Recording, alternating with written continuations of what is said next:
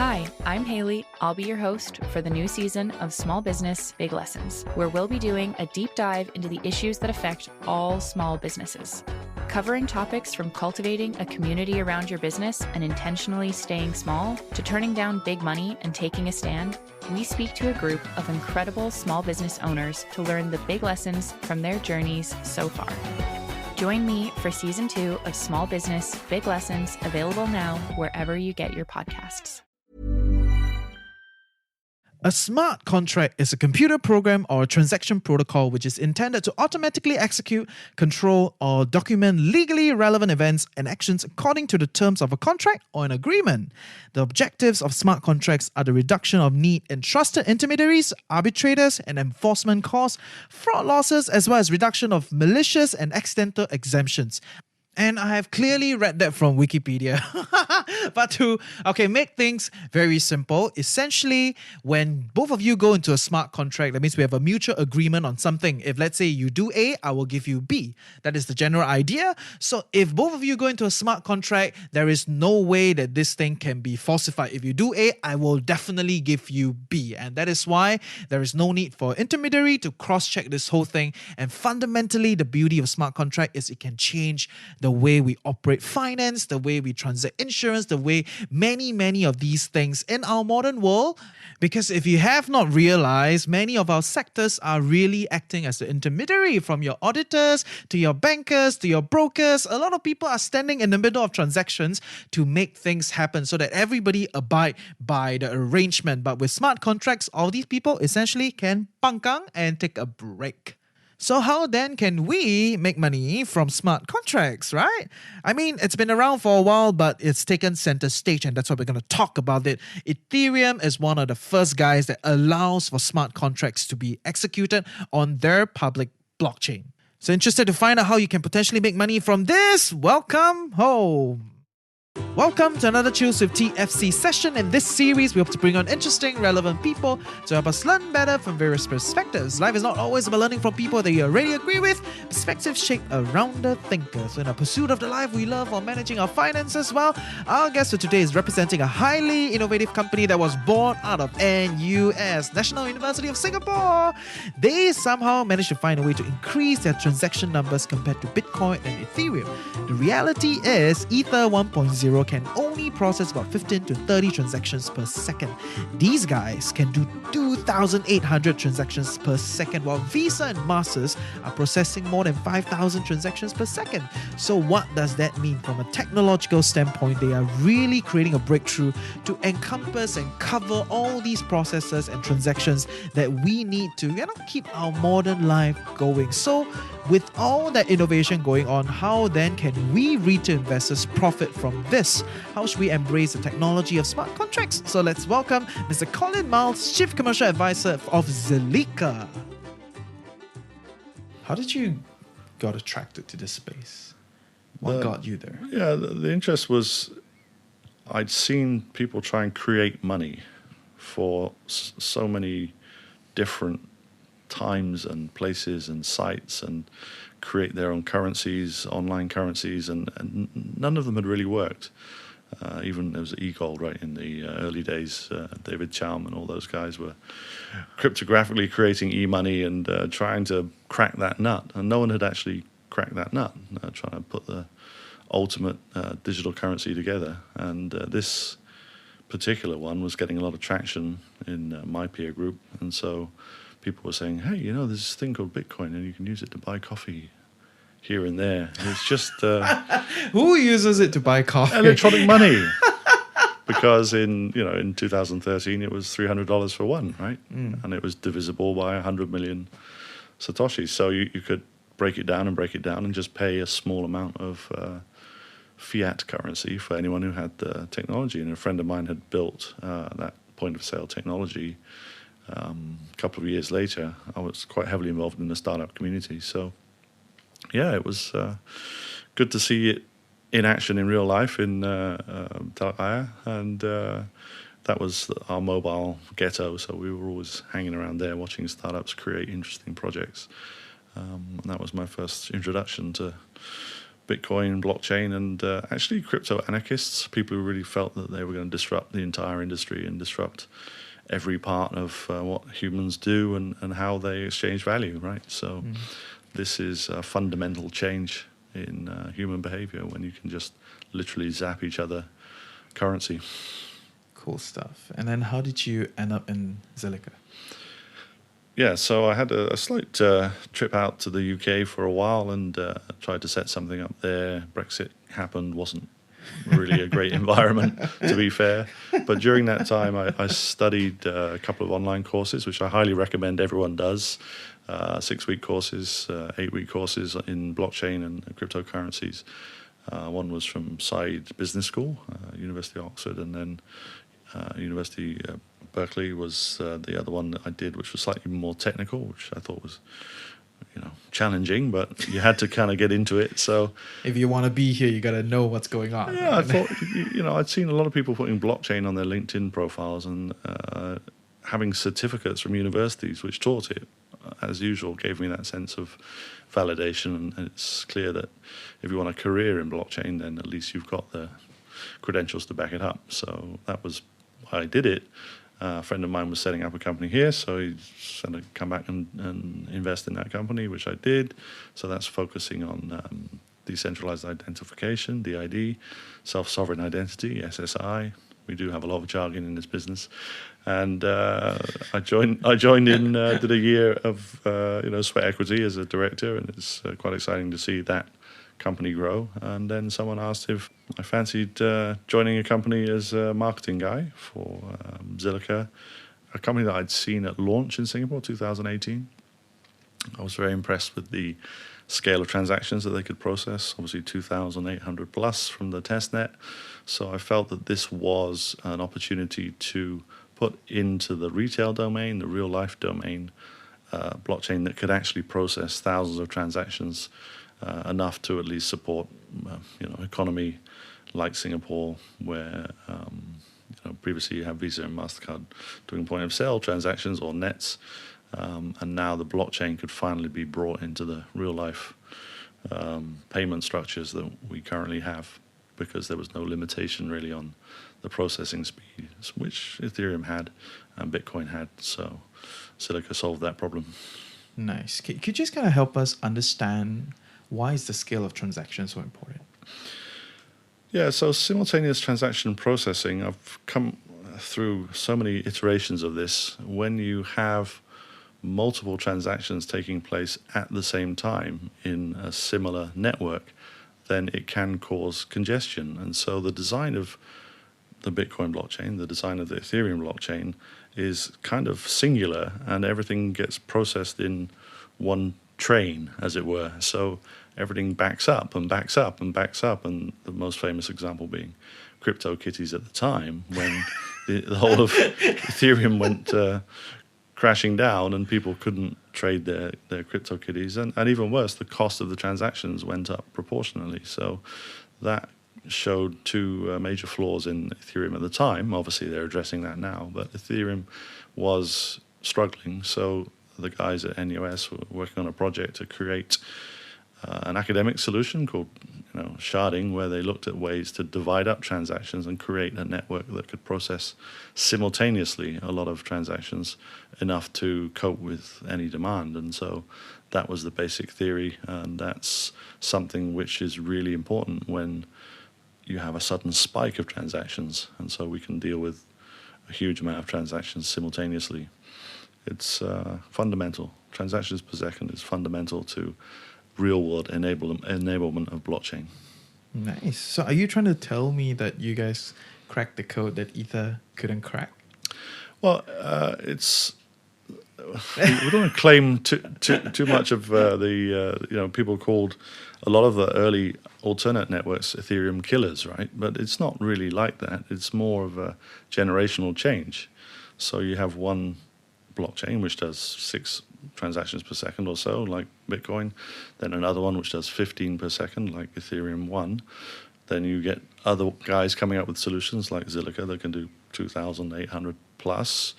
And now I think Ethereum 2 is saying that they can do 10,000 per second, with their new version, which should roll out over the coming years. Nice. No one's entirely sure, but that problem is going to go away, and that's great, because we don't really want anyone to have to think about blockchains when they're doing a transaction. Oh, which blockchain shall I choose? Because this one's slow, this one's medium, this one's fast. It's something that should be seamless and happen behind the scenes. Hopefully we're the major blockchain providing all of these transactions, but it shouldn't really matter to an individual in a store, for example, when they're paying with a credit card, which has some kind of crypto payment option. It should happen really fast. Nice. It's kind of like the internet, right? Nobody really cares about who's providing Wi-Fi and whatnot.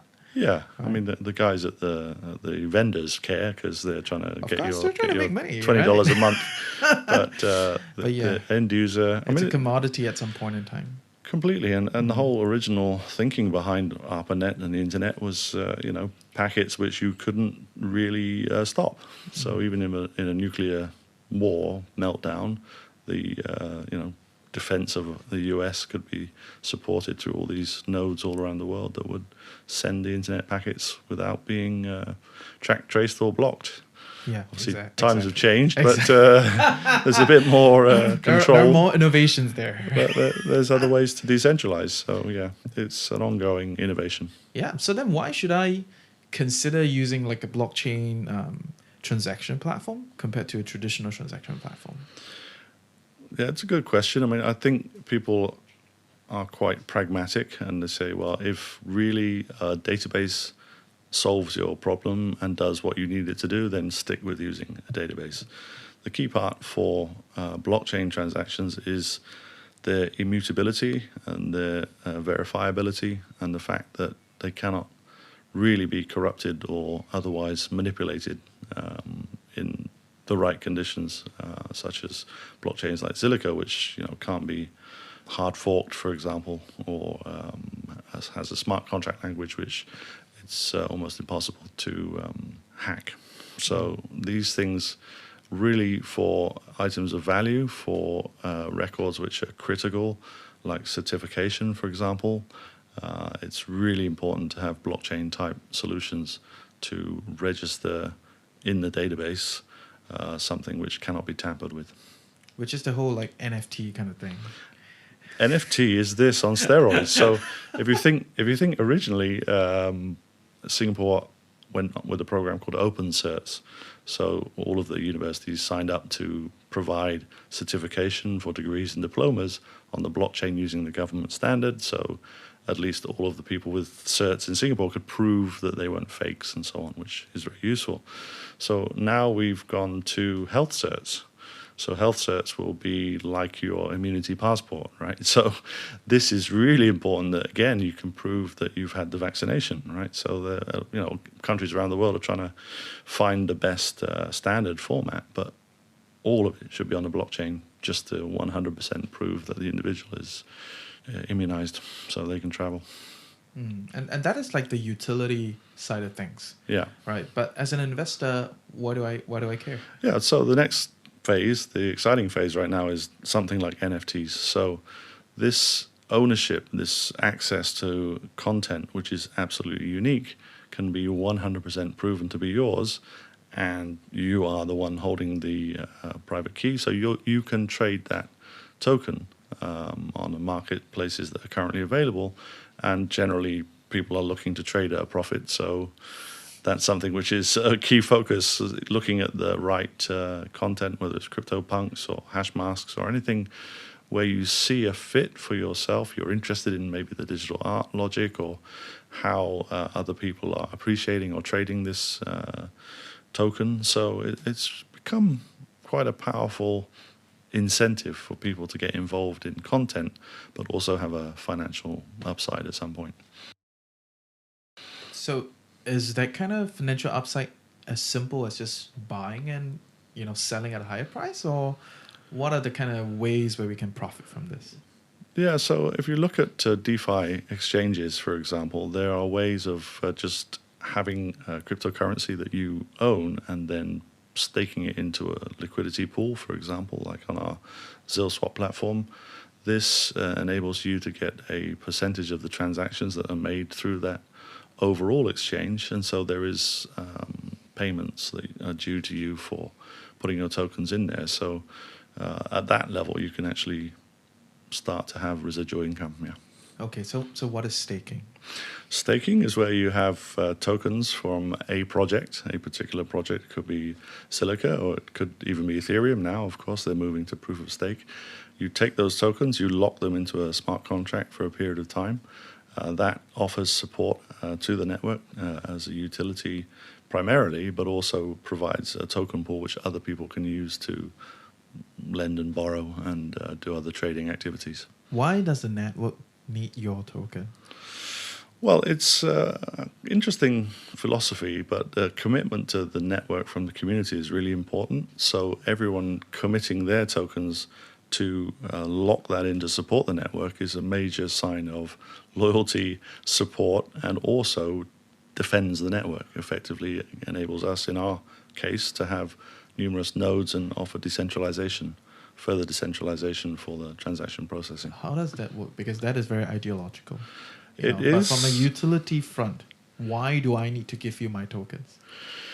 Well, from a utility point of view, it is effectively security, right? So you're providing security to the network. So that, to me, is a fundamental commitment from those people who have our tokens to stake. Yeah. How does that translate to security? Like, just give me a little bit more understanding of like how me giving you my tokens in exchange for a little bit of profit gives you more secure network. Well, the more nodes that we have, in this case, the better it is for our network, and the more decentralized that network is. Originally, we started out with most of the nodes in AWS.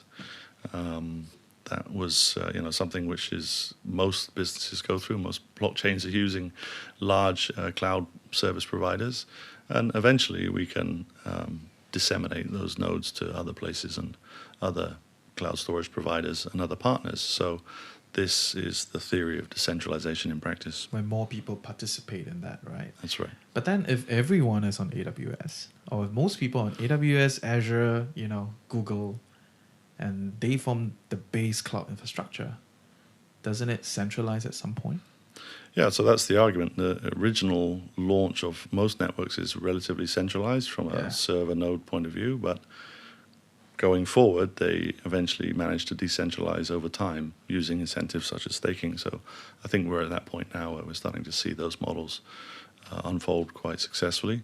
There are some extreme decentralizers like IPFS, which is the interplanetary filing system, which is quite an interesting prospect because no one really knows where their content is stored anywhere on planet Earth, and people are given an incentive token for providing that server capacity. So these models are really exploratory, innovative, and I'm looking forward to seeing where they go.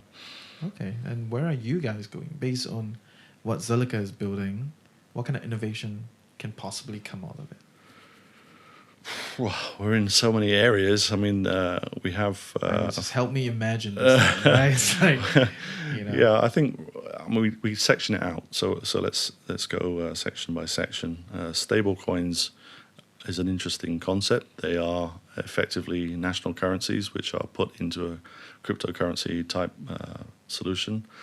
We have a partner called XWIZ, which runs XSGD, the Singapore stablecoin. So that's Victor came last week. Compliant. Okay, so that's a compliant token for Singapore, and others will be added over time. So providing stablecoins can in fact solve a lot of problems in, for example, the remittance industry, where there's middlemen taking cuts and people not getting the full value of the exchange. So if you can look at Singapore as an example, someone working here could go to Lucky Plaza and they could actually just scan a code.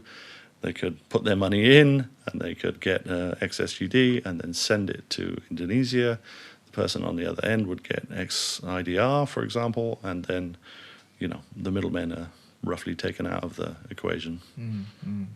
So there will be like more margins, like for the people that are participating. Yeah, so there's less being taken out of the salary being sent over. So it's quite important from a human point of view. And taking the friction out is something that technology should always do in this kind of environment. In terms of securitization, we're obviously heavily into fractional ownership, so working with HGX, which is an exchange, again in the MES sandbox, so fully compliant. We launched recently the... So much compliance we're on. very careful with that. Very careful with that, yeah. So it's quite interesting that Singapore has invested heavily in this sandbox approach to enable people to create and innovate with these services, which might be on the edge of current laws and practices. So obviously we launched our first securitized asset-backed security, which is premium whiskey, earlier this year, and that went down very well. That's basically taking a whiskey cask, dividing it up into tokens and allowing people to buy the token, which equates to one bottle of whiskey, and hopefully that appreciates over time. 2 or 3 years, then they bottle the whiskey, and either you've already sold your token on the market, or you get the bottle of whiskey. So either or, you're covered. Fair, but it's a very different business in that sense. Yeah, so we have partnerships. So because I think a lot of people in this space, they over sensationalize the function and the utility of tokens. Yeah. Because at the very base, it is just an infrastructure for transactions. All right, so you cannot simplify the idea of like investing in an alternative asset just because it is tokenized. You still have to look at how the asset works. So it's still a whiskey thing. Yeah, so you need to understand that you're investing in premium whiskey. You need to do your own research. You need to look at what the growth has been over the last 5 or 10 years. You hopefully have an account as an accredited investor with the partners, Prime Partners or Phillip Capital, and they guide you through that process. But it's definitely interesting. It's made more efficient through what we do. I mean, we were talking to multiple different parties on things like real estate, pre-IPO share sales. These things unlock capital. It's really critical that we take this technology and apply it where it's absolutely at its most valuable. Unlocking capital, really important. And I think that pre-IPO share sales are a really good example of that. So then, if I'm not interested to participate in, these other things, because I have to learn about how that market works, right? Essentially, how then can I profit from this process? Yeah, so I think in HGX you have a model for people who aren't necessarily blockchain savvy or otherwise too worried about what's happening under the hood. They will talk to their brokers as normal and say, I'm interested in investing in real estate, premium whiskey, classic cars, football clubs, gold mines, anything that could be tokenized is going to be tokenized. There are so many exchanges now on planet Earth who are doing nothing but tokenizing different asset-backed securities and making that available to a wider public. So that's part of the theory of democratic capitalism, which I like to talk about, because it makes it eventually available to a much wider investor base. So fundamentally, that is still the same idea where I have to learn about how, that sports group make money. And that is only a token to kind of facilitate the transaction. Sure. But if I'm not interested to be the end investor, I just want to profit from this process, with different tokens and, be in this space of crypto. That means I only want to own, let's say, the internet in that sense. Right? How does that work for me, like as an investor? Is there like profit to be made in this space? Well, I assume most funds are being built to make profit. And you can invest in those other companies that are looking at these assets and they're managing it on your behalf. So that's, of course, it's a classic investor mechanism, but for me, it's just made more exciting by the fact that the blockchain industry is effectively dominating the distribution and liquidity of capital. Fair. And where do you think is the innovation in this space heading towards? Well, it's really about a peer-to-peer economy. So there isn't any block, barrier, or difficulty for anyone with a mobile phone, anyone with a smartphone, anywhere in a third world country can be their own bank, be their own trader, be their own lending, borrowing partner provider, be their own insurer. They have access to so many different things through decentralized finance, which are quick, easy, and not necessarily hugely expensive, but can just facilitate a much better life for folks who previously have not had access to any financial services in a meaningful way. Cool. Okay. So is there, anything else you want to share with us, with our audience about, the exciting projects that you guys are trying to do and whatnot? Yeah, so we're working very closely with a platform called Mintable, which is an NFT minting platform, the one that Mark Cuban has recently invested in. They are issuing a token sale for a 100-year-old piece of art this week. And it's just amazing to see the great grandson of the artist allowing his family cool. work to be tokenized, and therefore people just to go onto a website and participate in an auction for a piece of work which has undoubted value. The artist himself had many exhibitions around the world, permanent exhibitions in the last 20, 30 years. And so enabling access to fine art in this way, to me, is quite compelling. Okay, the ticket price could be hefty, but at least you can literally go on a website and put down to buy a piece of art which is 100 years old. Nice. Okay, cool. Thanks for coming. Appreciate it. Enjoyed it. Thank you.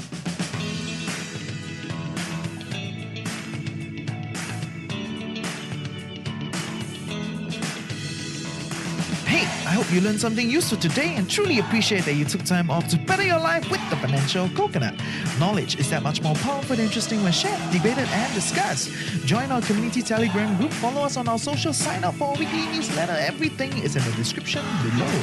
And if you love us, want to help us grow, definitely share the podcast with your friends and on your socials. Also, if you have some interesting thoughts to share or know someone that you want to hear more from, reach out to us through hello@thefinancialcoconut.com. With that, have a great day ahead. Stay tuned next week, and always remember, personal finance can be chill, clear, and sustainable for all.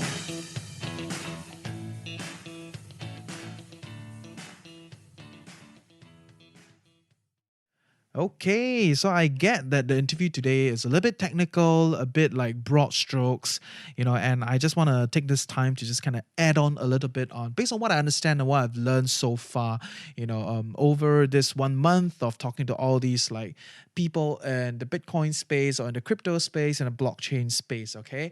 So essentially what a lot of these guys are trying to do is to tokenize things, right? And when you tokenize things, you really got to understand that it is merely a tool to carry the underlying asset, kind of like REITs, right? You're buying REITs, but actually what is under the REIT is properties, right? So when you're buying a particular token, what is behind that token is, maybe an art piece, maybe a soccer player, maybe something, right?